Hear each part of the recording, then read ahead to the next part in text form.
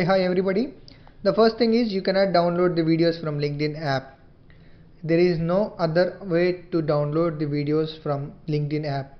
Let's see.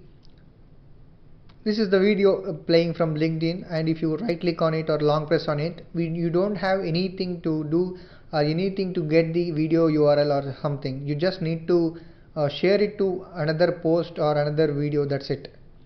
So for this we have an alternative way. Just you have to do the login from the Chrome browser. Just go to the Chrome browser and give your user ID and password of LinkedIn and see, here is the video. I'm just long pressing it. See, download video. This will be available only on Chrome browser.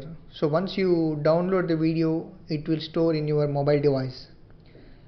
So if you want to save any videos, just log into the Google Chrome browser with your credentials and download the video. Just long press it. That's it.